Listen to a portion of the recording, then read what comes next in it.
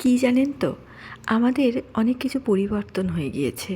আগে ছোটোখাটো বিষয়ে আমরা খুব খুশি হতাম, এখন আর ছোটোখাটো বিষয়ে খুশি হই না।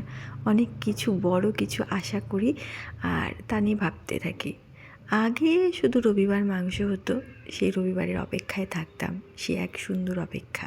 এখন আমাদের মধ্যবিত্ত বাড়িতে প্রায়ই মাংস হয়, কিন্তু সেই অপেক্ষা আর থাকে না, মন করলেই মাংস।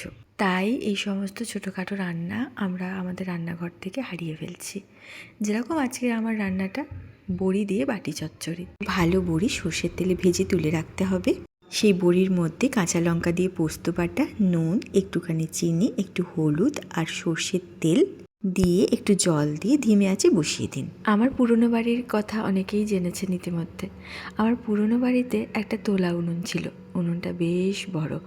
ঠাম্মা দেখতাম সব রান্না করার শেষে এই রকম একটা ছোট বাটির মধ্যে সমস্ত কিছু দিয়ে ধিমে আছে, মানে উনুন যখন নিভে যাব অবস্থায়, সেই সময় এটা চড়িয়ে দিয়ে উনুন নিকিয়ে স্নান করতে চলে যেতেন।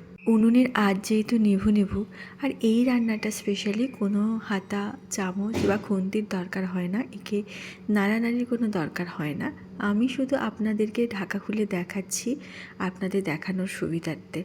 এর ঢাকা কিন্তু যখন আপনি নিজে রান্না করবেন বাড়িতে, খোলার দরকার নেই। দেখুন কতক্ষণ লাগলো আমার রান্নাটা করতে, আর মাছ মাংস ডিমকে সত্যি বলছি হারিয়ে দেবে, অন্তত আমার কাছে তাই মনে হয়। তাতে সময় নেই, ভাল লাগছে না কিছু রান্না করতে, শরীর ভালো না, মন ভালো না, সেই দিন এই ধরনের রান্নাগুলো করবেন, দেখবেন চটজলদি হয়ে যাবে আর মুখে রুচিও ফেরাবে বটে। কেমন লাগলো আজকের রেসিপি অবশ্যই জানাবেন। ভালো থাকবেন।